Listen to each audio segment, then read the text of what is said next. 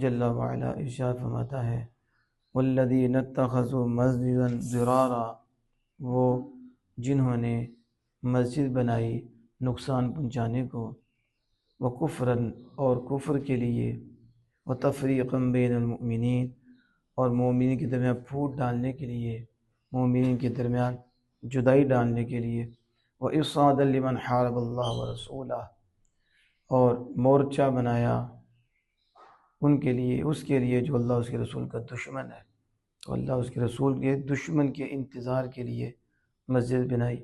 وَلَا يَحْلِفُنَّ، اور ضرور بھی ضرور وہ قسمیں اٹھائیں گے اور قسمیں کھائیں گے، ہم نے تو صرف بھلائی کا ارادہ کیا ہے۔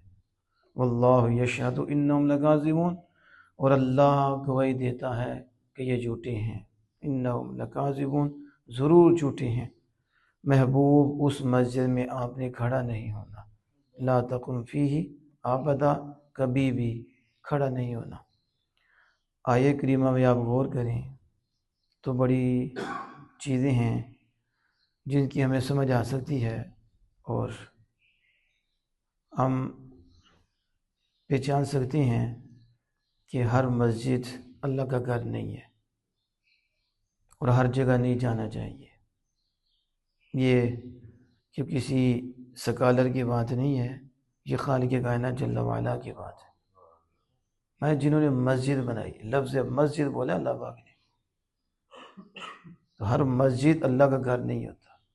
اگر ہر مسجد اللہ کا گھر ہے تو پھر اس کا کیا مطلب ہے؟ اسے بھی اللہ نے مسجد ہی فرمایا، والذین اتخذوا مسجدا، جنہوں نے مسجد بنائی، لیکن کس لیے بنائی؟ نقصان پہنچانے کو۔ یہ اللہ پاک فرمایا، یعنی بعض مسجدیں اللہ کی عبادت کے لیے نہیں ہوتی، شیطانیت کے لیے ہوتی ہیں، اس میں اللہ کے رسول صلی اللہ علیہ وسلم کے نقص نکالے جاتے ہیں، اور پھر کہا جاتا ہے کہ نبی اکرم صلی اللہ علیہ وسلم کو دیوار کے پیچھے کا پتہ نہیں تھا، نعوذ باللہ من ذالک، انہیں تو اپنا پتہ نہیں تھا کہ ان کا انجام کیسے ہونا ہے، اور نعوذ باللہ من ذالک انہیں تو اللہ نے کوئی اختیار ہی نہیں دیا، وہ تو بے بس بے کس ہیں، نعوذ باللہ من ذالک وہ تو اب زندہ ہی نہیں ہے، ہم تو وہ لفظ ہی نہیں بولنا چاہتے، وہ تو اب زندہ ہی نہیں ہے، پھر اللہ چاہے تو کروڑوں محمد بنا دے، نعوذ باللہ من ذالک۔ یعنی مسجد میں ممبر پہ بیٹھ کے وہ لوگوں کو یہ بتا رہے ہوتے ہیں، تو یہ آقا کا صلی اللہ علیہ وسلم کا تعارف ہے۔ تو اللہ پاک فرما رہا ہے کہ ہر مسجد مسجد نہیں ہے، بعض مسجدیں نقصان پہنچانے کے لیے بنائی گئی اور مومنین کے درمیان جدائی ڈالنے کے لیے، یعنی یہ جماعت ٹوٹ جائے، فرقہ واریت، یہ مومنین کا کام نہیں، یہ منافقین کا کام ہے، مومنین کے اندر پھوٹ ڈالنا۔ اللہ پاک بیان فرما رہا ہے وَتَفْرِيقًا بَيْنَ الْمُؤْمِنِينَ وَإِرْصَادًا، اور انتظار کے لیے، وہ ایک حضور کا دشمن تھا اور اللہ کا، اس کے انتظار کے لیے، یعنی مورچہ بنایا۔ صورتکار بھی بڑے ہوتے ہیں، تو صورتکار بڑا خطرناک ہوتا ہے، ظاہراً آپ کے ساتھ ہی ہوتا ہے لیکن بیچ میں چڑے کاٹتا ہے۔ یہ ملک کے دشمن جو باہر سے ہوتے ہیں، ان کو جو پناہ دیتا وہ کون ہوتا ہے؟ یہ صورتکار۔ اسی طرح بد مذہب کو پناہ دینے والے بھی موجود ہیں، اوپر سے وہ کہتے ہیں ہم مسلمان ہیں، ہم حضور سے پیار کرنے والے ہیں، لیکن اندر میں وہ جو بد مذہب ہوتے ہیں ان کو سہولت دیتے ہیں، اس طرح کے کام کرتے ہیں۔ سہولت کا بڑا خطرناک ہے۔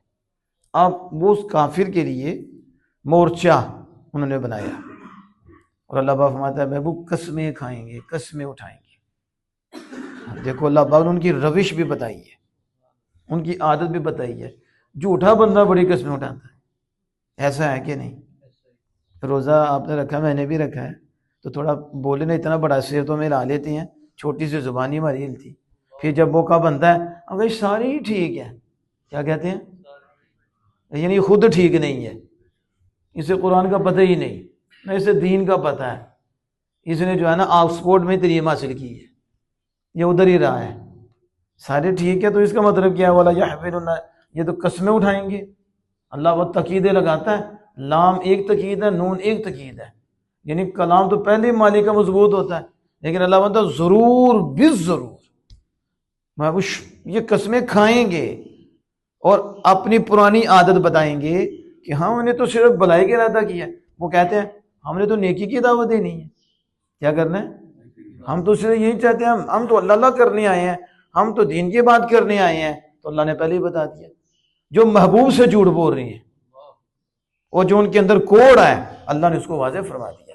ایک تو ان کی نیت بتائی، محبوب نقصان پہنچانے کو مسجد بنائی ہے، یہ تو اندر کی بات تھی نا، لیکن خالق کائنات جل وعلا نے اپنے محبوب پہ واضح کر دی، محبوب یہ کام ان کا ہے، اور پھر یہ تمہارے پاس بھی آئیں گے اور قسمیں کھائیں گے اور کہیں گے ان ارادنا، ہم نے نہیں ارادہ کیا اس مسجد بنانے کا مگر یہی کہ خیر الا الحسنى، بھلائی کا ارادہ کیا ہے۔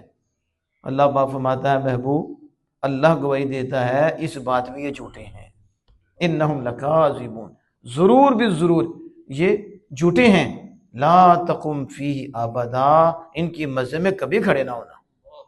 یہ اللہ نے اپنے محبوب کریم صلی اللہ علیہ وسلم کو منع فرمایا۔ اس سے پتہ چلا ہر مسجد میں نہیں جانا چاہیے، مسجد وہی ہے جس کی بنیاد میں اللہ اس کے محبوب کا احترام ہے، جو اللہ اس کے رسول کے احترام میں بنی ہے، جو تقوی پہ بنی ہے، جو اللہ کی اطاعت کے لیے، فرما برداری کے لیے، اللہ کے محبوب کے ذکر کے لیے۔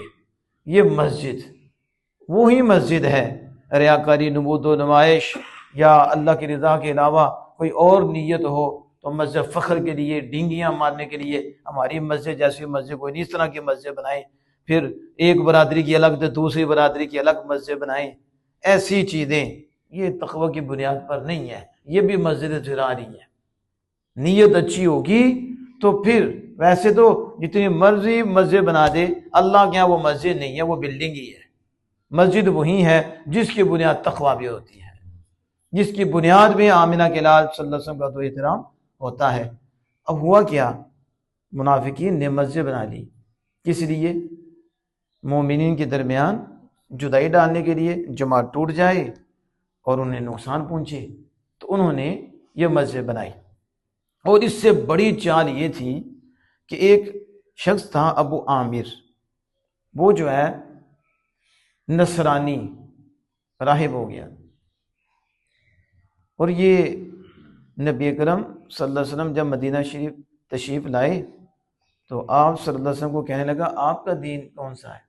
آپ نے کہا میرا دین ملت حنیفیہ ہے، میں حضرت ابراہیم علیہ السلام کی ملت پہ ہوں۔ تو اس نے کہا میں بھی حضرت ابراہیم علیہ السلام کی ملت پہ ہوں۔ آپ نے میں نہیں۔ تو اس نے آپ صلی اللہ علیہ وسلم کو کہا کہ آپ نے دین میں کچھ ملا دیا ہے، گڑبڑ کر دی ہے اور دین میں ملا دیا۔ یہ بدبخت کب کے ہیں جو رسول اکرم صلی اللہ علیہ وسلم پہ الزام لگا رہے ہیں، نسل چل رہی ہے، تو یہ تو شروع سے چلے آ رہی ہیں۔ آپ صلی اللہ علیہ وسلم کو بڑا انہوں نے ستایا، سب سے زیادہ جنہوں نے حضور کو تکلیف دی ہے وہ منافقین تھے، کیونکہ دل میں بغض رکھا ہوا تھا اور ظاہری طور پر اپنے آپ کو مومن ثابت کرتے تھے، تو پھر عوام کے لیے بڑا مشکل ہوتا ہے اس بندے کو دیکھنا۔ آپ کو تو پتہ ہی تھا لیکن آگے اجازت نہیں تھی اوپن کرنے کی، حکمتیں ہوتی ہیں، لیکن لوگ کہتے ہیں مسلمان ہیں تو دیکھو اس کے ساتھ کیا کر رہی ہیں جی، اس کے ساتھ کیا کر رہی ہیں۔ اب لوگوں کو کیا پتا کہ مسلمانوں کے لبادے میں منافق بھی ہوتے ہیں۔ اب وہ بڑا حضور صلی اللہ علیہ وسلم کا دشمن تھا، تو نبی اکرم صلی اللہ علیہ وسلم میں ملت حنیفیہ پہ ہوں، اس نے آپ نے ملا دیا، آپ نے کہا نہیں میں خالص صاف ملت ابراہیمی پہ ہوں۔ تو پھر اس نے کہا کہ اللہ تعالی جھوٹے کو حالت سفر میں تنہا اور بے بس کر کے مارے، یہ خود ہی اس نے کہہ دیا۔ تو رسول اکرم صلی اللہ علیہ وسلم میں آمین، آپ نے آمین کر دی کہ جو جھوٹا ہے اللہ اسے سفر کی حالت میں بے بس اور بے کس کر کے اسے ہلاک کرے اور اسے تباہ کرے۔ یہ کہہ کر پھر وہ آپ صلی اللہ علیہ وسلم کے خلاف لڑتا رہا۔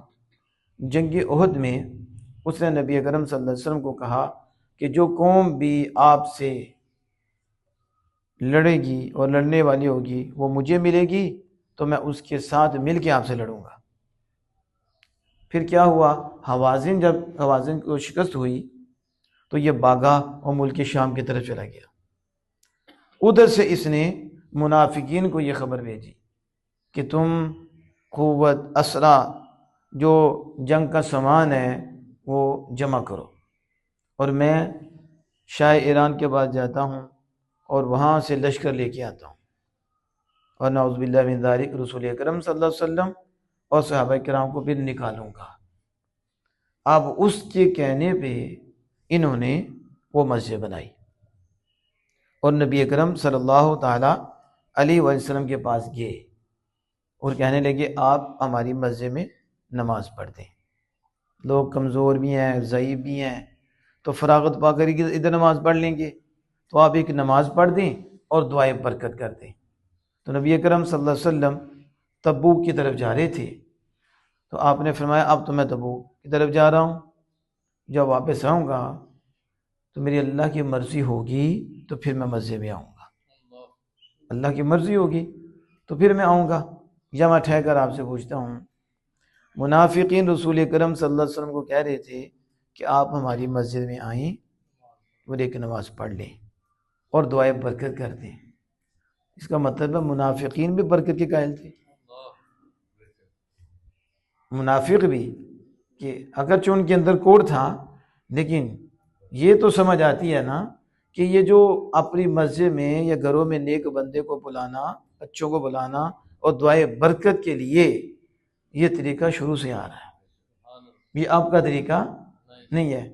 تو یہ کہنے کے بعد نبی اکرم صلی اللہ علیہ وسلم چلے گئے۔ جب واپس تشریف لائے، مدینہ پاک کے قریب تھے، تو یہ منافقین آپ کے پاس آئے اور کہا چلیے آپ ہماری مسجد میں نماز ادا کریں۔ تو اللہ پاک نے قرآن نازل فرمایا اور فرما کر محبوب کو منع فرما دیا، محبوب نہیں، یہ تو اس نیت پہ انہوں نے مسجد بنائی ہے۔ اب آپ نے پتہ چلا جو منافق مسجد بناتے ہیں یا جن کی سوچ ٹھیک نہیں، وہاں جانے سے روکنا یہ اللہ کا طریقہ ہے، اور وہاں نہ جانا رسول اللہ صلی اللہ علیہ وسلم کا طریقہ ہے۔ اب یہاں اللہ پاک منع فرما رہا ہے، یہ کہتے ہیں ہر مسجد میں چلو جی، جہاں حی علی الصلاۃ کی آواز آئے چلے جاؤ۔ اب اسے پوچھو، وہ تو مدینہ پاک اور رسول اکرم صلی اللہ علیہ وسلم کی ذات پاک ہے، اور اللہ پاک منع فرما رہا ہے محبوب نہیں جانا، تو تم کون سے لوگ ہو جو کھلی اجازت دے رہے ہو؟ تمہیں کس نے کہا اجازت دو؟ اجازت وہاں ہی ہے جہاں اللہ اس کے رسول کی محبت کا نور بانٹا جاتا ہے۔ اب اللہ پاک نے جب منع فرما دیا تو رسول اکرم صلی اللہ علیہ وسلم نے صحابہ کو بھیجا کہ اس مسجد کو گرا دو اور اسے جلا دو۔ تو صحابہ نے وہ مسجد گرا دی اور اسے جلا دیا۔ اب لوگ جب مسجد کو گرا دیا، کہا مسجد ہو تو پھر نا، وہ مسجد ہی نہیں تھی، وہ بری سوچ پہ بنائی گئی تھی، وہ منافقوں نے بنائی تھی۔ تو اللہ نے فرمایا اور محبوب نے آرڈر کر دیا، اس مسجد کو توڑا گیا، پھر اسے جلا دیا گیا۔ تو پھر فرمایا لا تقم فیہ ابدا، محبوب اس میں کبھی بھی کھڑا نہیں ہونا۔ یہ نہیں فرمایا کہ ابھی کھڑا نہیں ہونا، کہا کبھی بھی کھڑا نہیں ہونا۔ کیوں؟ اس قابل ہی نہیں، کیونکہ اس کی بنیادوں میں تیری بے ادبی ہے، اس کی بنیادوں میں منافقت ہے، لہذا اس مسجد میں کھڑے نہیں ہونا۔ تو جس کی بنیادوں میں اللہ کی محبت ہے، اللہ کے محبوب کی محبت ہے، تقوی کی بنیاد پر ہے، وہیں زیادہ حق رکھتی ہے کہ اس میں آپ کھڑے ہوں۔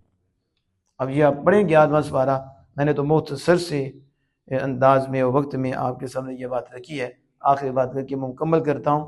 یہ جو قسمیں کھانا ہے نا، قرآن پاک میں آپ پڑھیں، ایک جگہ نہیں ہے، اللہ نے منافقین کا طریقہ بتایا، بات بات پہ قسم اٹھاتے ہیں، بات جھوٹے بندے جو ہوتے ہیں نا وہ بڑی جلدی قسم اٹھاتے ہیں، سچے بندے دیکھو کتنی جلدی قسم اٹھاتے ہیں، وہ کوشش کرتے ہیں ہمیں قسم نہ اٹھانی پڑے، اور یہاں تک بھی کوشش کرتے ہیں کہ انہیں قرآن نہ اٹھانا پڑے، کہ اسی طرح ہی اعتماد کر دیں، لیکن شرع شریف نے اجازت دی ہے تو پھر کہیں جا کے وہ قرآن اٹھاتے ہیں کیونکہ ان کا حق ہے، لیکن وہ کوشش کرتے ہیں کہ قسم نہ اٹھائی جائے۔ ادھر دیکھا 1 روپے کے لیے بھی قسم اٹھا لیتے ہیں، جھوٹ بولتے ہیں اور اس پہ اوپر قسم اٹھا دیتے ہیں۔ اور آپ عرب میں چلے جائیں یا جو عرب سے آئے ہیں نا، انہیں پوچھو بات واللہ باللہ تاللہ، کمینے تھوڑے سے پیسوں پہ بھی جھوٹ بولتے ہیں اور اس کے اوپر اللہ کی قسم اٹھاتے ہیں، واللہ باللہ تاللہ، اس طرح کے کام کرتے ہیں۔ اور ادھر ہمارے یہاں دیکھو ایک مالٹائی ہو تو اس کے اوپر بھی جھوٹی قسم اٹھائے گا، اللہ کی قسم مجھے تو اتنے میں ملے ہیں، آگے جھوٹ بول رہا ہے، اتنے میں ملے ہی نہیں۔ ان کا حال کیا ہوگا اللہ کے بارگاہ میں، اور قیامت کے دن کا حال کیا ہوگا کہ 10 روپے یا 1 روپے کے لیے اللہ کے نام کی جھوٹی قسم یاد فرماتا ہے اور اللہ کی قدر کیا کرتا ہے۔ تو یہ جو شیطان تھا سب سے پہلے اس نے جھوٹی قسم اٹھائی تھی جنت کے اندر۔ اس نے حضرت آدم علیہ السلام کو کیا کہا تھا اور حضرت حوا کو کیا کہا تھا؟ قسم اٹھا کے اس نے کہا تھا کہ اللہ پاک نے آپ کو اس لیے روکا ہے کہ آپ دونوں ہمیشہ رہنے والے ہو جاؤ گے یا دونوں جنتی ہو جاؤ گے، اس لیے اللہ پاک نے اس درخت کے پاس جانے سے آپ دونوں کو روکا ہے۔ اے آدم اے حوا، میں جو قسم یاد فرما رہا ہوں اس لیے کہہ رہا ہوں میں تم دونوں کا خیر خواہ ہوں۔ کیا ہوں؟ لَكُمَا لَمِنَ النَّاصِحِينَ۔ کہ ابے نے اس وقت قسم اٹھا کے کہا تھا میں خیر خواہ ہوں، اور قرآن میں منافقین کے بارے میں اللہ نے ایک سے زائد مرتبہ یہ بتایا ہے کہ یہ بھی قسم اٹھاتے ہیں اور کہتے ہیں ہم خیر خواہ ہیں۔ سمجھ آ رہی ہے کہ نہیں؟ تو اس لیے لفظوں میں نہ پھنسا کرو۔ میں نے تو کل بھی یا شب پرسوں بات کی تھی اور آپ ساری اس بات کی تائید کرو گے کہ یہ جو دور گزر رہا ہے نا، اس میں گفتگو بڑی ہے، بہت گفتگو ہے۔ نیٹ پہ اوپر دیکھو، ادھر بیان ادھر بیان، ادھر کلپ ادھر کلپ ادھر کلپ۔ کمی ہے تو محبت میں کمی ہے، کمی ہے تو ادب میں کمی ہے، کمی ہے تو عمل میں کمی ہے۔ مجھے بھی کہو تو ہزار رات تک گفتگو کرتا رہا اور کردار میں ہزار زیرو ہوں، اور گفتگو میں عرش کے اوپر پہنچا ہوا ہوں، اور گفتگو میں جنت میں پہنچا ہوا ہوں، اور کردار میں زمین کے نیچے ہوں۔ آج ضرورت اس بات کی ہے کہ اپنی زبانوں کو روکو اور بہت باتوں کی بجائے کردار پیش کرو، اپنا عمل درست کرو۔ یہ مومنین کا طریقہ ہے، حالی گفتگو سے بات نہیں۔ وگرنہ گفتگو میں تو یہ منافق کہاں سے کہاں پہنچے ہوئے تھے اور اپنے آپ کو مومن سمجھتے تھے، کیا کچھ کرتے تھے، لیکن اللہ پاک یہ منافق ہیں، جہنم کے نچلے طبقے میں ہیں، اور دوسری طرف جانے دینے والے تھے اور حضور کے حکم پہ ہر وقت عمل کرنے والے تھے، اور انتظار میں رہتے تھے کب اللہ کے محبوب کا حکم آئے اور ہم اپنی گردن جھکا دیں۔